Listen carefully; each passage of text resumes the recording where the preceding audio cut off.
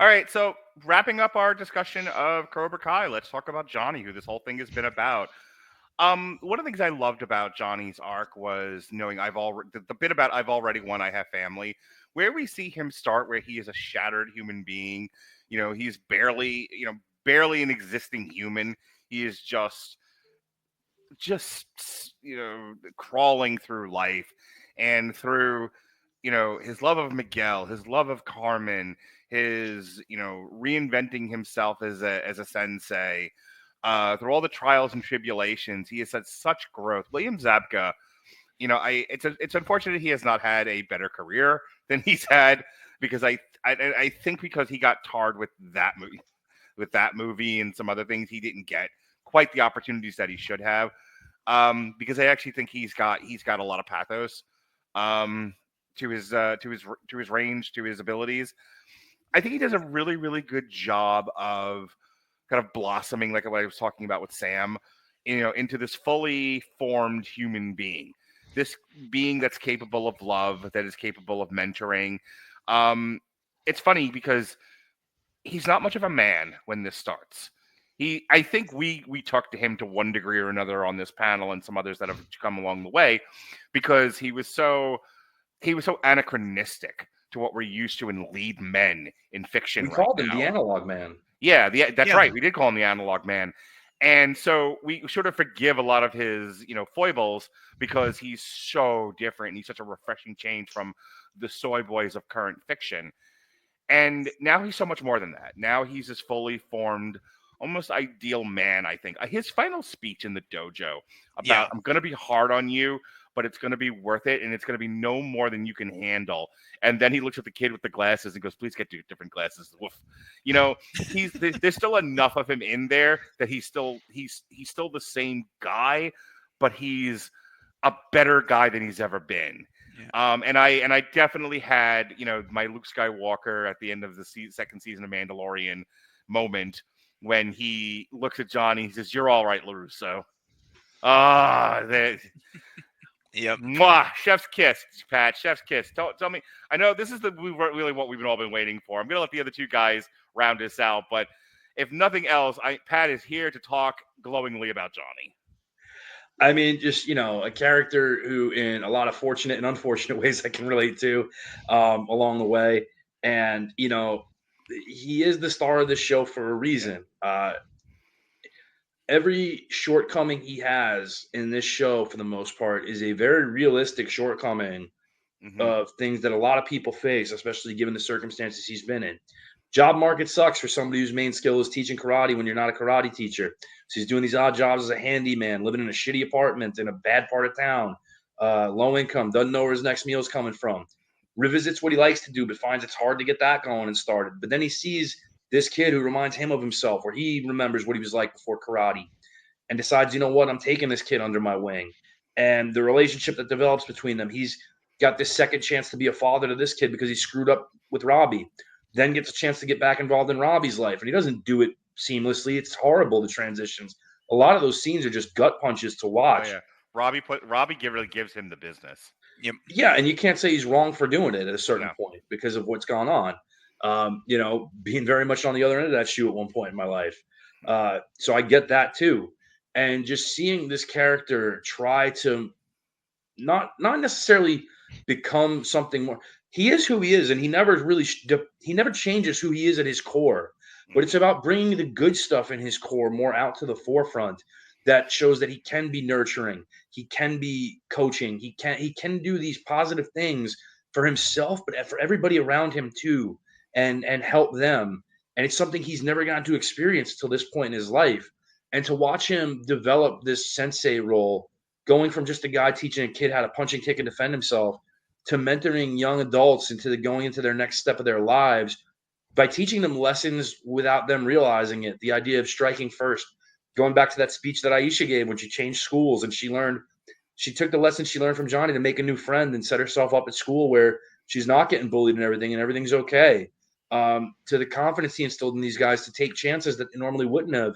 And who knows where their lives would have gone if they wouldn't have put themselves out there and done these things. And to see it get to end where he actually gets to have the final fight to determine the winning Yep. dojo, And they do it in a circumstance where, listen, nobody's going to believe at this point that, he's going to beat Lewis Tan in a straight up, Sekai Taikai rule style fight like we've seen. So they go to the point system for it in the All Valley tournament, which is at least much more feasible than that. And honestly, if he would have kicked Sensei Wolf's ass, none of us would have complained either in a type of fight like that, because that's where we've gotten to in this show. But the fact that they grounded it with at least a little bit of realism, I think made it even cooler, where it's like, oh man, it builds it up to the viewer. He's really got a shot now. He doesn't have to do this. Okay.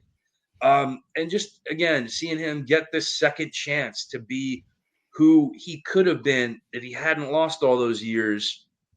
It's the story of better late than never. Yeah. And I love it. There's always an opportunity to pull the plane out of the nosedive, Maverick.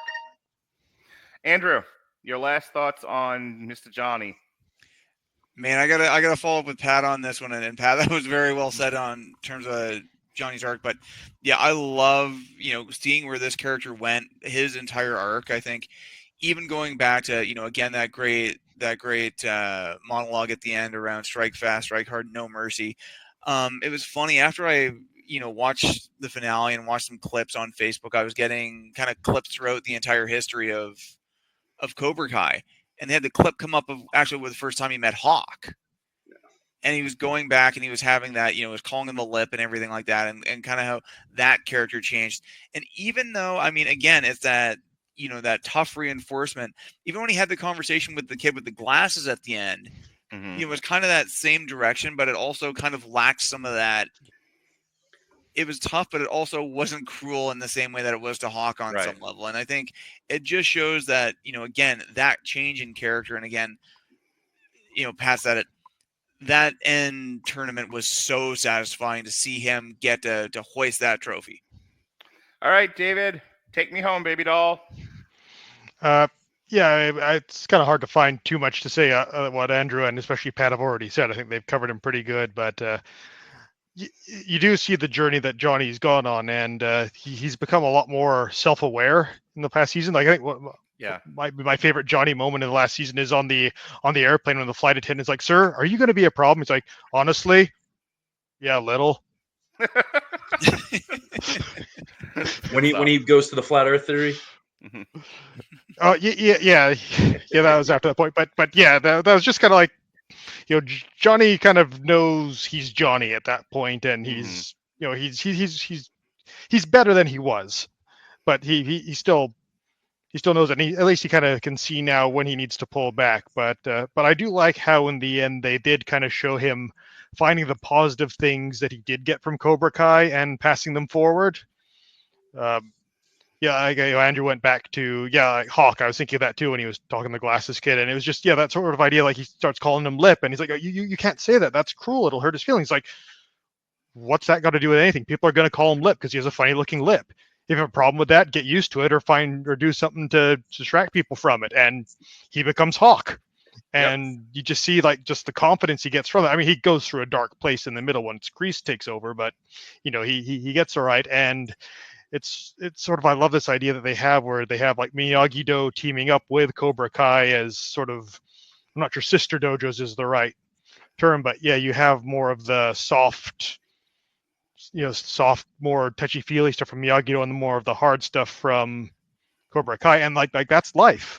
Like sometimes, yes, you need the sensitive, let's talk about our feelings and work things through. And I feel you. And then sometimes you just need look, sometimes life sucks. It's unfair. Bad things happen to good people. Good things happen to bad people. And there's nothing you can do about everything. So what are you going to do about it? Suck it up, toughen up, and you'll learn how to get through things. And I think that it's nice that they managed to keep that in the show whilst also, again, balancing it with the softer side of things. Yeah, the reality check of uncomfortable truths that you may not want to acknowledge, and some people are okay with telling people that you don't have to acknowledge, but not everybody's going to play that way in the world. And you see the people that try and run from the harshness of the world and try not to fortify themselves against it, and they're in a really bad place. Yeah. Boy, I could talk for an hour about that, but I won't. That would be. I don't want to go. I understand, but it's like it was like that door opened, and I'm like, I'm not walking through it, but I see you. Yeah, all right. yeah. I think we dealt with that as much as we need to. Next All week right. on Neurodivergent,